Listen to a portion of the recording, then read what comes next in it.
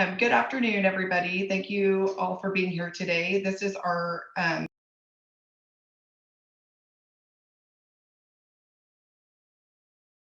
Oh no, Katie left. This is our first quarter health and wellness workshop. We will start calling them Pride and Wellness workshops. So thank you all for being here and registering. We have Jose Flores from Stage Recovery that will start off the webinar, and then we will hear from Dr. Center from Ally Medical. So Jose, if you want to go ahead and get us started, we can hear back from Katie when she joins again. Okay, I think she just did, but I'll go ahead and jump in if that's okay. Okay. Well, my name is Jose Flores. Thank you again for inviting me to do this presentation. This is a topic that's dear to my heart, and I've definitely been impacted by it. And so I'm happy to be able to share this information with you, and hopefully that it'll spread and everyone will receive this education, because there's definitely a lot of misconceptions, a lot of myths, a lot of stigma. And so hopefully this will be some valuable information. So I am a therapist at Sage Recovery and Wellness Center. That's my part-time job. And during the day, I also work, I'm a state employee with the Health and Human Services Commission, where I work with the Texas Target Opioid Response. And so I work with the team that's managing the federal funding to address the opioid epidemic here in Texas, as several states are doing. And so a lot of the information that I've collected here today has come from providers that we work with. Our awesome prevention lead, Kaylee Becker, I have to shout her out. And just some really valuable community members that have kind of shared information with me. Some of you might have read my bio and the lived experience that I've had that has kind of brought me to where I'm at today. And so, I'm always pretty open with that, to erase the stigma for people like myself and the people that I work with as well. But I'm going to go ahead and start sharing my slides real quick. So as you see, the presentation today is going to be about the fentanyl crisis, overdose prevention, naloxone administration that Dr. Akinter will be touching more on after myself. What I wanted to jump in real quick first is what is fentanyl, right? Fentanyl is a synthetic opioid. It's up to 50 times stronger than heroin and up to like 80 to 100 times stronger than morphine. So we're dealing with a substance that's definitely very strong. And the types of fentanyl are pharmaceutical fentanyl, which is prescribed by doctors to treat severe pain, especially after surgery and for at times advanced stage cancer. But then we also have illicitly manufactured fentanyl, which is available on the drug market in several different forms. And that includes like liquids and powders, right?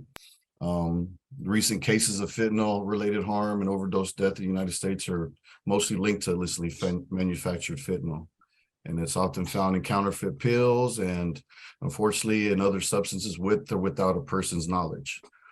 Some of these counterfeit pills can come in the form of what look like Oxycontin, Percocet, Vicodin, benzos such as Xanax, and even amphetamines such as Adderall. And at times fentanyl is nearly impossible to detect on your own because you can't see it, taste it, or smell it. Even the smallest amount can be equivalent to like a grain of sand. It can be very deadly.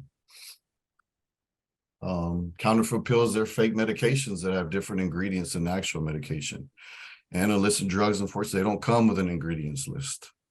The counterfeit pills, they may contain like deadly amounts of fentanyl, and they're extremely dangerous, and they often appear identical to some of the real prescription medications that I talked about just a while ago.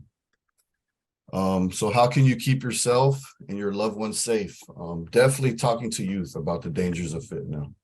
I've seen quite a bit in the media of several youth that have been passing away, unfortunately, from overdose. So even if you do not feel that your child or other youth, has access to these substances, it never hurts to be able to just educate, right? Education is key, definitely. Only take prescription pills that come directly from a doctor or pharmacy. If you use substances, never use alone. And that's sometimes criticized as well. Like, why would you want to have someone, with you while you're using a substance? Well, because of the reason that we're here talking about this, right?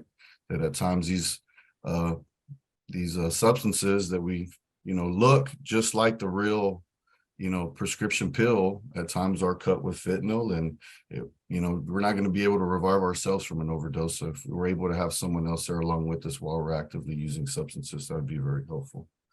Know the signs of an opioid overdose and be ready to respond, carrying naloxone, which we'll talk about more, which is a medication that can reverse opioid overdose, which is widely available across our state and across the country.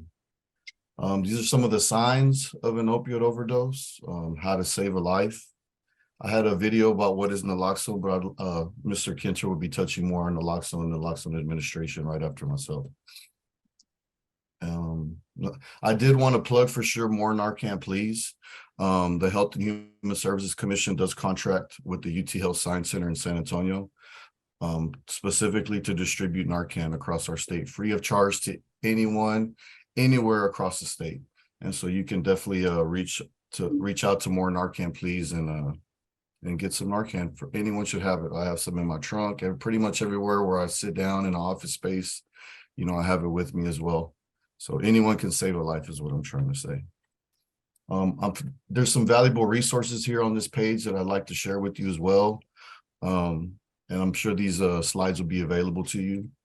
If you have any questions, I guess we can wait till the end of the presentation. And here's my email as well. I encourage you to please reach out with any questions that you may have. If I can be of service to you, your family members, loved ones, your community, please reach out. Do not hesitate. That's why I share this information with you. But thank you again for allowing me to be here with y'all, and I'll be here to answer any questions. Awesome. Thank you so much, Jose. Can everybody hear me now? Yes. Okay. I'm sorry. My Google Fiber internet keeps going out, so I'm on my phone now. So thank you so much for your time. I'm going to go ahead and introduce our next speaker. It is Dr. Jeremy Kinter. He is our Chief Medical Officer for Ally Medical Emergency Room. He's been with the company since the beginning, so about 4 years now, and he has some really valuable information to share to this webinar today. Thanks, Katie. Let me see if I can share my screen here. Everybody see that okay? Yes. Okay, and you hear me okay? Yes. Perfect. So I'll skip the introduction. Great job, Katie. I'll definitely reiterate what Jose was saying. Fentanyl is a very dangerous medication when it's used in an uncontrolled environment. We use it all the time in the emergency department, specifically if we're if you break a bone and we're trying to reset it. It's a great medication because it's very quick acting and very short duration. So it usually only lasts about an hour and then goes away. But the problem is that it's dosed in a factor of 10, basically 10 times stronger than typical pain medications like morphine or Dilaudid. So those very small quantities can end up in pills that Jose was alluding to with, Adderall or other things that you don't think would actually be in there, includes fentanyl. So that's been probably the most drastic rise, as you can see on this chart, since 2019 on, even before that, like really 2013, but it's really gotten bad in the last couple of years. But the best way to combat that is with Narcan.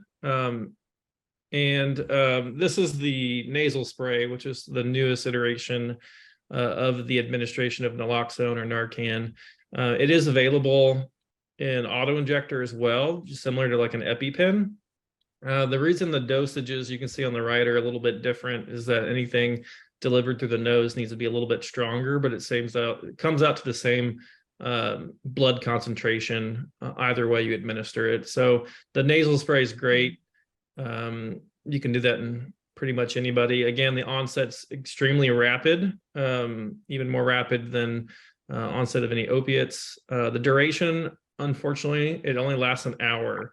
So people that are on long-acting opiates, such as like methadone, if they were to take too much of that, they're going to need significantly repeated doses. I've seen people that we've had to dose every hour for 10 plus hours. So basically anybody that gets this, ambulance should be called. They should be taken to the nearest facility because you really need a physician to make sure that the medication they're on, whether it be chronic or acute usage, won't need more administration of Narcan. It's wonderful that Jose gave you guys a resource for free Narcan. I actually didn't know that existed. As far as cash prices, it's really not terribly expensive. The nasal spray is about $25 a dose, and the auto injector is 10. So it's great that you can get it for free. So I appreciate you for sharing that. And then another way to get it free, this is actually one of the, this is a community homeless center off of like Manchac and 290 that offers free Narcan from this vending machine. So it is a fantastic resource. Everybody should have it on them.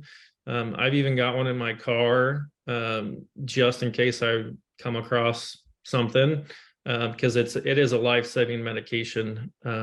And it should be free to the public.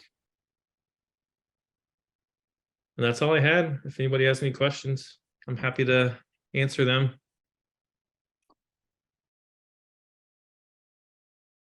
Okay, so I have a question. So if you were to administer Narcan to somebody, like obviously they're unconscious is probably why you're administering it to them. What happens next? Like, are they just going to wake up? Like, what happens? So the dosages you're using with the nasal spray or the auto injector are quite high. In the ER, for instance, I would typically administer about 20% of that dose to just see if there was a response. So you're gonna notice very quickly within 1 minute if that's actually what's going on. It can, people that are unresponsive can be their blood sugar's low, it can be a heart issue. So there's other things, but if it is an opiate issue, they will rapidly wake up. The caveat being too that if they are on these medications chronically, you can precipitate withdrawal. So vomiting and just feeling overall very terrible is common with those high doses, but you're saving their life. So it's important to give it. Go ahead. And I would like to just kind of add in here too, guys. I'm Maggie. I'm with Sage Recovery and Wellness, also a person in long-term recovery. This topic is so important, and again, I just cannot thank you guys enough for sharing your expertise and both your lived experience, Jose, but also your passion, both you and Dr. Kenter, in taking this into a career and helping people like me.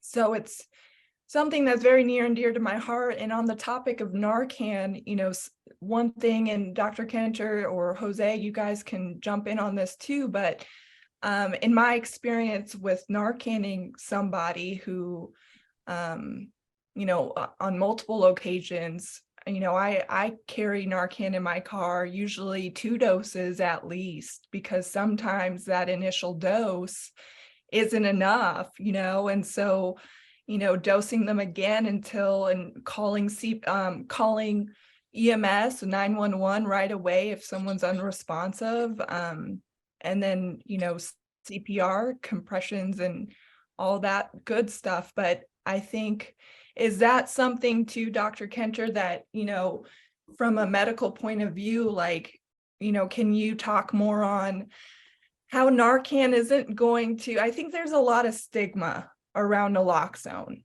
still, right? And I think a lot of people are, maybe they just don't understand, or they're scared of what the medication is, if it'll, mess with any other medication someone is on. And in my experience, that's not the truth. It's only going to respond if someone is in an overdose from opiates. And so, making sure people know that Narcan is not going to mess with anything else other than opiates. And sometimes it's better safe than, all the time it's better safe than sorry. In my experience, Narcan until EMS arrives, and then they can assess from a different medical point of view. I mean, I don't know, I just wanted to throw that out there as well. Because Yeah, sometimes that you're 4 milligrams isn't enough, like you said, yeah, depending you're on. you're 100% correct. It doesn't interact with any other medications. It works only on the opiate receptor. And it's for that limited period of time. So obviously, again, don't be worried about precipitating withdrawal, because if they are withdrawing, it's really only going to be about an hour if they're using long acting medication. And you're right too on the dosage. The ceiling dose for naloxone is typically 6 to 8 milligrams in your blood. So if I have a patient where I'm administering it in the emergency department, once I hit that 8 milligram dosage amount, you're pretty much done. Like Narcan, it's the most Narcan essentially that will hit those receptors. So with the nasal spray, that is 4 doses, up to 4 doses. So if you have multiple on you, I think it is a great idea to really use more if you don't get a response with one, because depending on how high of a concentration of opiate that's in their system, a lot of times they can require more than just 2 milligrams. Great point. Thank you very much, Dr. Kenter. I had one more question. I don't know, maybe Jose might know more, but where are we at with I've heard that there's potentially places like on 6th Street where you can test your drugs to see if they have fentanyl in them. Is that something that they're actively doing here? Are we going to do that? Would that be too accepting of it? Unfortunately, in the state of Texas, fentanyl test strips, which someone could use to test their drugs to see if they contain fentanyl, are illegal in the state of Texas right now. They're considered drug paraphernalia. But I can tell you that there's active legislation happening at the Capitol right now to hopefully be able to change that law and allow folks to be able to distribute fentanyl test strips the same way that we distribute Narcan, because fentanyl test strips are really like $1 a piece. So it could cost $1 to actually inform someone of what substance, that fentanyl might be in their drugs. That doesn't mean that folks aren't doing it out there, but unfortunately they could be, subject to criminal action, which is unfortunate. But I think we're going to be able to change that. Governor Abbott has come out publicly stating that he supports now fentanyl test strips, which is amazing. Very good. And I do know too, just to add on to what Jose is mentioning, there is an organization, a nonprofit here in Texas or in Austin called Texas Harm Reduction. And they do offer like safe using sites for those in our Austin area, for those, needing more of a harm reduction approach. Back to the point with what Jose was sharing with in his slides,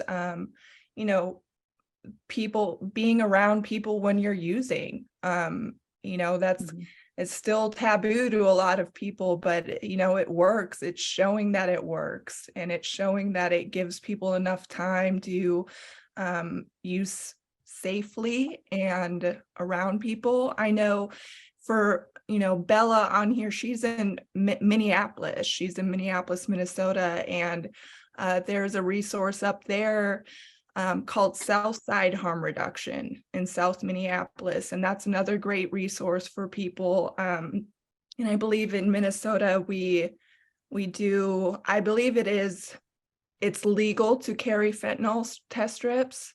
Yeah, y'all are ahead of times up there. So that's good. So, whatever state you're in, whatever city you're in, you can always Google harm reduction organizations in your area, and they are around and people are using them. So we did have a question in the chat. So are the test strips illegal to have in Texas or purchase in Texas? So can you buy them from another state and have them? And if you had them and got caught with them, would that be illegal? I guess the question. According to the code that falls under, yes, they are illegal, but that's not to say that folks aren't distributing them, such as Maggie stated, right? Okay. I mean, if I have a fentanyl test strip and I could potentially save a life, then I'll deal with the consequences later. That's just my belief. I'm not definitely trying to have everyone believe the same things I do. And I'm not sure, and I guess this is a good question for the folks at Texas Harm Reduction, but I do believe they get outside funding from different states. So I'm not sure. They've found a really cool loophole. So I'm not sure what loophole that is, but I do know that they offer those resources at that organization. Megan Shelby has her hand raised. I had a quick question. Do y'all know if Narcan use is covered under Good Samaritan laws? Yeah, it would be. Okay. As long as you're not receiving any sort of compensation or anything, you'll always fall under the Good Samaritan laws. I was asked that during one of my last CPR classes, so I thought this was the perfect forum to get that answered. Yeah, it's always a question for physicians, if you go help and something bad happens, as long as you're doing it out of the kindness of your heart and there's not any expected payment or anything, you're always going to fall under the Good Samaritan law. Good question. Okay, we have another question from Jennifer. She says, after administering Narcan, should you call 911?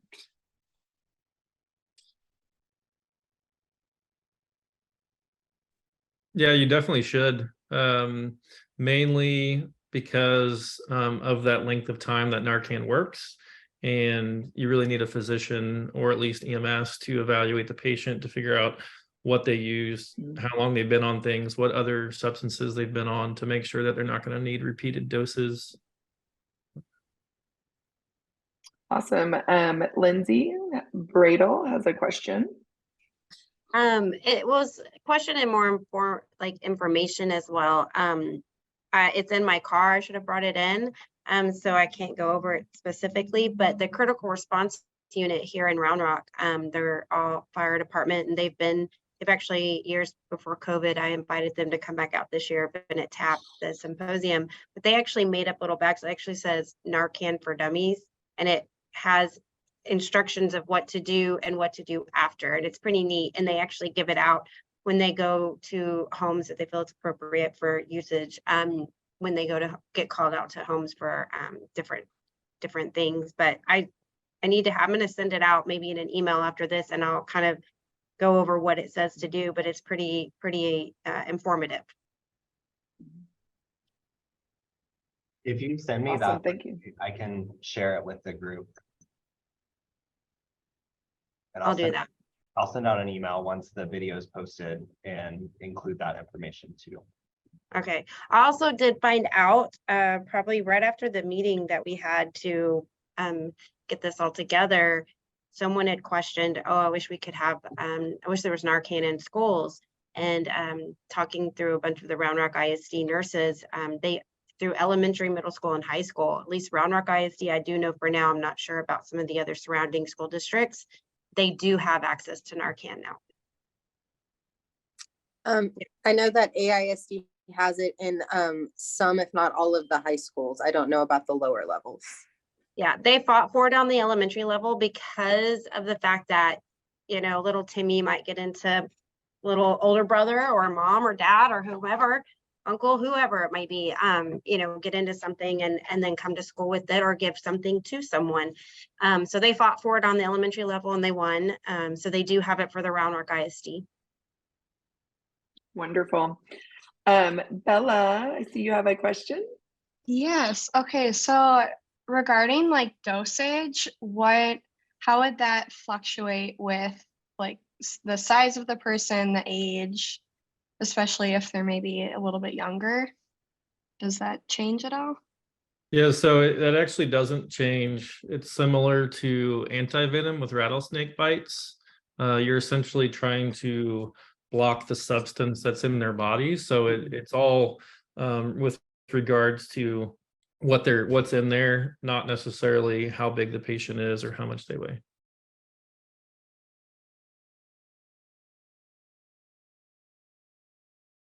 Oh, Miss Stephanie, go ahead.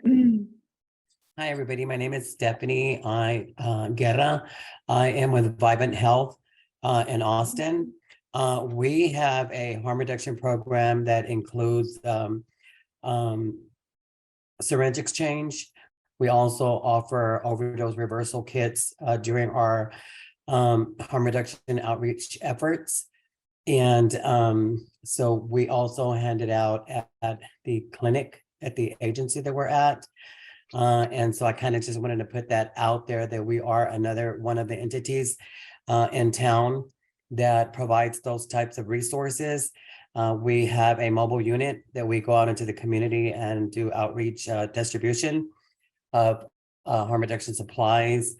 And as regard to the fentanyl strips and the Narcan and stuff like that, the fentanyl strips, we actually purchase them ourselves. Our program is not connected to any federal dollars. Vibant Health operates out of 5 different states. And in some of the states, syringe exchange is legal. So we kind of use some of those methods and mechanisms that are already in place to be able to disseminate these kits and these supplies to the community. So again, it's with Vibant Health. We are in Austin, Texas, and I'm Stephanie Guerra. Thank you, Stephanie, so much. That was very valuable information. Yes, Oh. thank you, Stephanie. And one other thing, we also are in collaboration with other harm reduction worker groups, and we meet on a monthly basis to talk about trends and needs in the community, and it also includes keeping up to date with what's going on at the legislation right now, and kind of assisting however we can with pushing the envelope forward for legalizing fentanyl strips in the state of Texas, and some other items that are on the agenda as well. Thank you. Thank you, Stephanie. Absolutely. All right. Does anybody else have any questions? I just wanted to share, this is what Narcan looks like. The Narcan nasal spray. Sorry, the blur. And We can see. It comes in a pack of 2. This is what you'll typically receive if you order off of morenarcanplease.com, the resource that Jose so gratefully shared with us. It is so easy to administer.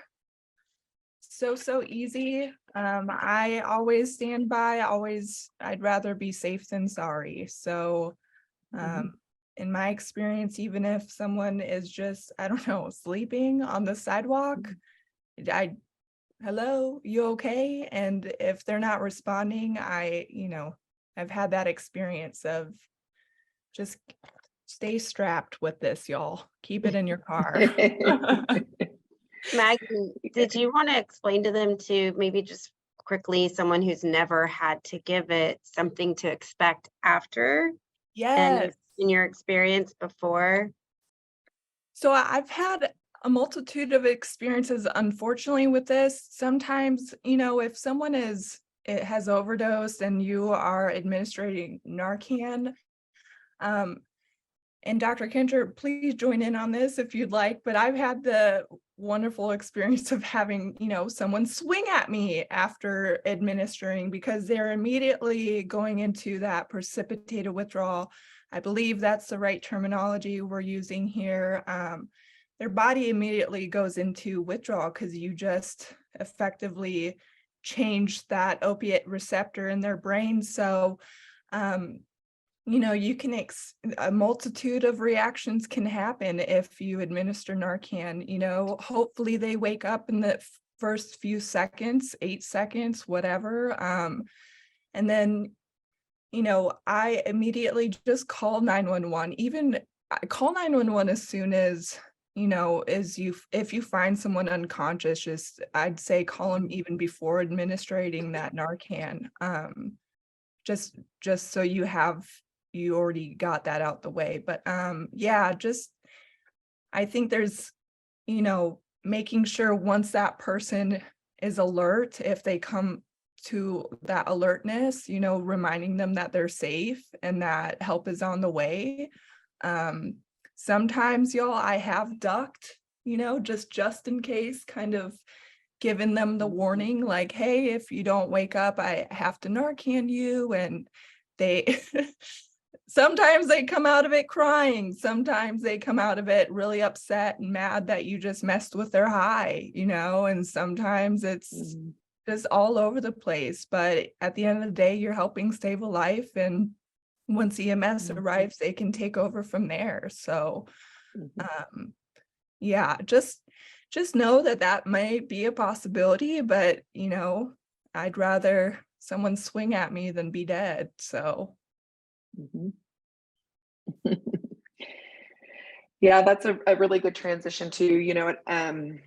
I know my introduction got cut off a little bit, but I'm Katie Rankin. I'm the marketing director for Ally Medical Emergency Room, and we've had a longstanding relationship with Sage Recovery. And when people are ready to make that step of getting the help that they truly need, Sage really does a great job. And then we have partnered with them. We were able to provide medical clearance, for people that are, ready to make that change. And so it's one thing that I'm really proud of that we do at Ally Medical, is remove that stigma of addiction and how people are treated in an ER setting. So our doctors are really there to help and take the time to make sure that they're okay to reach that next journey. So love having you guys on the Health and Wellness Committee, and how all of our worlds collide is very, very impressive, how we can have the outreach that we do and help people in our local community the way that we do. So, but yes, I want to thank all of you for being here. I really appreciate y'all participating,